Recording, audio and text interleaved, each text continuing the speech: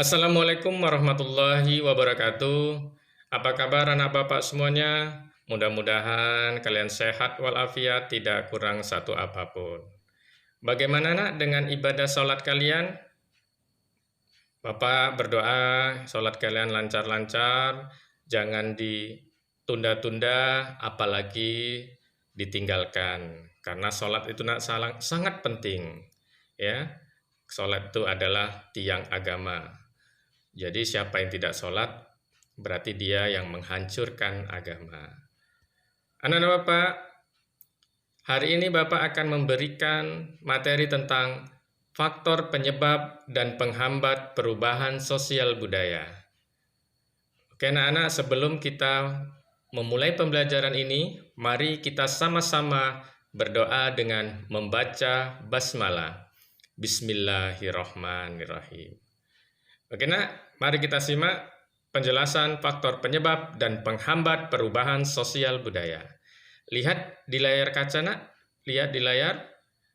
Ini peta konsep yang akan kita pelajari untuk mempermudah ingatan kita.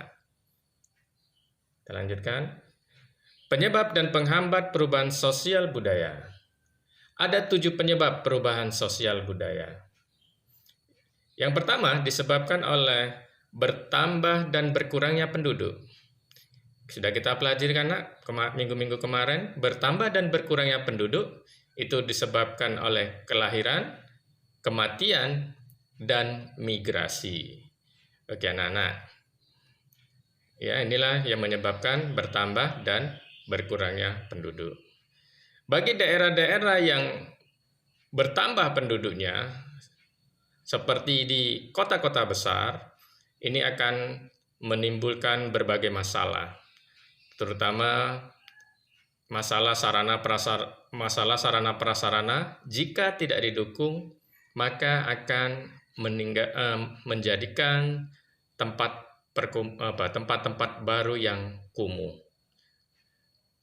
Kemudian, bagi daerah-daerah yang ditinggalkan oleh penduduknya, akan menyebabkan terjadinya lahan-lahan kosong, ya, lahan-lahan yang tidak produktif. Oke anak-anak sekalian, kita lanjutkan. Yang menyebabkan selanjutnya yaitu penemuan baru. Ya, ini contoh penemu listrik ya. Nah, inilah orang yang menemukan listrik. Coba kamu amati nak, foto siapa ini? Ini adalah foto dari Michael Faraday. Dialah yang menemukan listrik. Dengan ditemukannya listrik, maka akan ditemukan juga alat-alat yang baru, mesin yang baru. Misalnya akan ditemukannya mobil listrik, ya nak? Atau mesin cuci, kulkas, sehingga alat-alat tersebut bisa mempermudah kebiasaan-kebiasaan manusia sebelumnya. Apalagi nak penyebab perubahan sosial budaya yang selanjutnya yaitu konflik. Ini nak, kita amati gambar ini. Inilah gambar konflik ya. Sebagai contoh konflik di Palestina dan Israel. Ya nak, kalau sudah terjadi konflik maka banyak yang dikorbankan, harta, benda, sekaligus nyawa. Lihat nak, ini mayat yang digendong oleh bapak ini korban konflik, yaitu pendudukan Palestina ya. Penjajahan bangsa Palestina oleh bangsa Israel. Ya. Di Indonesia pernah nggak nak terjadi konflik? Pernah ya nak. Ada. Baru-baru merdeka kita ada pemberontakan ya nak. Seperti pemberontakan PKI di Madiun, ya, PRRI Permesta. Apalagi nak? Bahkan yang di Aceh ada pemberontakan GAM, Gerakan Aceh Merdeka, yang ingin memisahkan diri dari Indonesia. Alhamdulillah Pemberontakan GAM ini dapat diselesaikan masa pemerintahan SBY, ya, nah, dengan perjanjian Helsinki di Finlandia. Oke, nah, jadi konflik ini efeknya pasti banyak menimbulkan korban, harta, benda, jiwa, dan masih banyak yang lain. Oke, nah kita lanjutkan. Yang keempat yaitu pemberontakan revolusi.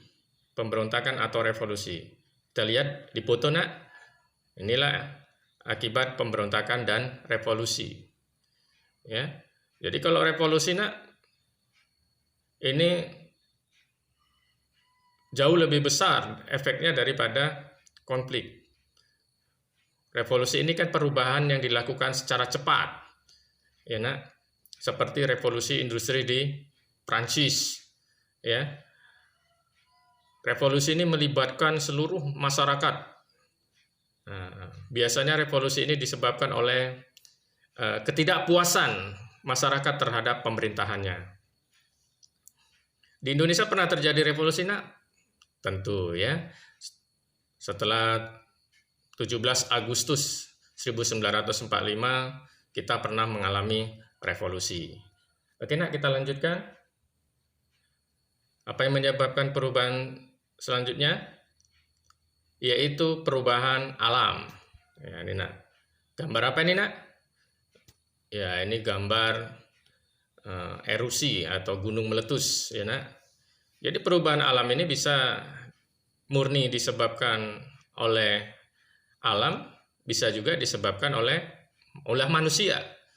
Ya, kalau perubahan disebabkan oleh faktor alam, misalnya gunung meletus, ya, nak. Apalagi, nak? Banjir. Dan disebabkan oleh manusia, misalkan apa? Pembuangan limbah sembarangan itu menimbulkan efek-efek, atau radiasi nuklir. Nah, ini juga bisa menimbulkan efek yang bisa membahayakan oleh manusia. Oke, selanjutnya, nak, peperangan. Oke, nah, inilah yang keenam, peperangan yang menyebabkan perubahan sosial budaya. Ya. Misalkan perang di Yaman, perang di Suriah. Nah, ini menyebabkan perubahan sosial budaya. Ya. Bagi negara-negara pemenang perang, tentu akan memaksakan sosial budayanya bagi negara-negara yang kalah. Sebagai contoh, ketika Indonesia dijajah oleh Jepang, maka Indonesia mengalami perubahan-perubahan di bidang sosial. Misalnya kemiskinan, kelaparan terjadi di berbagai daerah. Di bidang ekonomi, terlihat bahwa rakyat hidup dalam kesulitan. Di bidang budaya, terdapat dampak yang cukup baik karena bahasa Indonesia berkembang luas.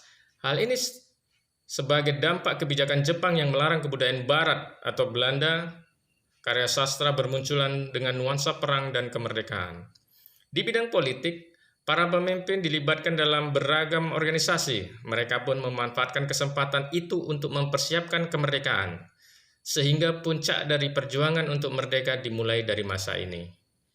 Inilah, nak, ya, efek dari perubahan sosial budaya akibat peperangan. Contohnya yang terjadi di Indonesia. Kita lanjutkan. Yang ketujuh yaitu pengaruh kebudayaan lain. Ya, nak. Jadi budaya lain itu bisa mempengaruhi perubahan sosial budaya. Jadi proses pengaruh budaya lain, misalkan yang pertama difusi. Difusi merupakan proses penyebaran unsur baru, baik berupa alat, ide, atau gagasan dari satu pihak ke pihak lain, dari suatu tempat ke tempat lain, dari satu orang ke orang lain, dan dari satu masyarakat ke masyarakat lain. Yang B, akulturasi. Akulturasi terjadi ketika satu kebudayaan tertentu yang dihadapkan dengan unsur-unsur kebudayaan asing. Lambat laun unsur kebudayaan asing tersebut melebur atau menyatu ke dalam kebudayaan sendiri, tetapi tidak menghilangkan ciri kebudayaan lama. Yang C adalah asimilasi. Asimilasi merupakan pertemuan dua kebudayaan yang lambat laun melebur menjadi kebudayaan baru, di mana unsur dari masing-masing kebudayaan asli hilang. Yang D. Penetrasi merupakan proses perembesan unsur budaya kepada suatu masyarakat baik secara damai ataupun paksaan. Yang E. Invasi, yaitu masuknya unsur-unsur kebudayaan asing ke dalam kebudayaan setempat dengan peperangan atau penaklukan bangsa asing terhadap bangsa lain. Itulah proses masuknya budaya lain. Yang F. Milenarisme, yaitu salah satu bentuk kebangkitan yang berusaha mengangkat golongan masyarakat bawah yang tertindas dan telah lama menderita dalam kedudukan sosial yang rendah. Oke, selanjutnya kita membahas yang B, yaitu faktor penghambat perubahan sosial budaya. Oke, ini peta konsepnya, kalian amati. Inilah peta konsep penghambat perubahan sosial budaya agar kita lebih mudah mempelajari materi ini. Kita bahas ya, penyebab penghambat perubahan sosial budaya. Ya, penghambat perubahan sosial budaya yang pertama kehidupan masyarakat yang terasing. Yang kedua, perkembangan ilmu pengetahuan yang terlambat. Yang ketiga, sikap masyarakat tradisional. Yang keempat, adanya prasangka terhadap hal-hal baru atau asing. Dan yang kelima, adat istiadat. Oke, kita bahas yang pertama, yaitu kehidupan masyarakat yang tradisional. Kamu lihat di gambar, di kamera ini, kita lihat di gambar. Nah, ini gambar suku Kombay dan Korawai di Papua.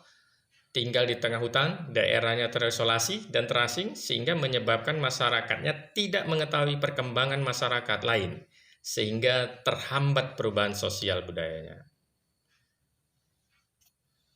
Selanjutnya kita bahas yang kedua, perkembangan ilmu pengetahuan yang terlambat.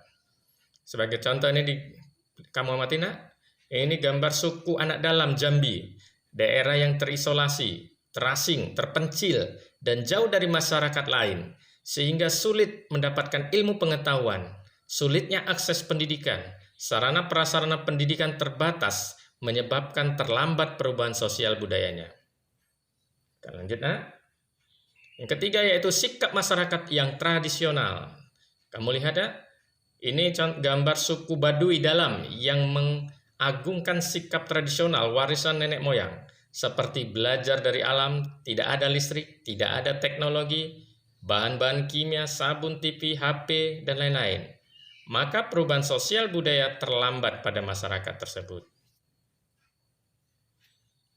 Oke, selanjutnya adanya prasangka terhadap hal-hal baru atau asing.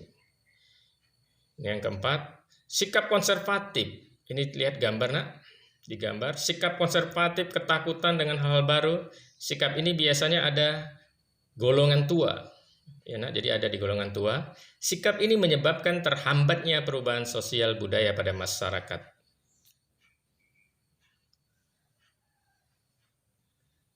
Selanjutnya yang menyebabkan atau yang menghambat perubahan sosial budayanya yaitu adat istiadat.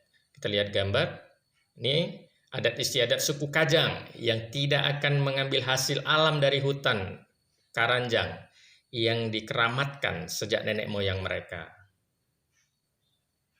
Ini kamu amati. Oke itulah yang menghambat perubahan sosial budaya. Mudah-mudahan materi ini bermanfaat buat kita semua. Mari kita tutup dengan membaca hamdalah. Alhamdulillahirabbil alamin. Billahi taufik wal hidayah. Wassalamualaikum warahmatullahi wabarakatuh.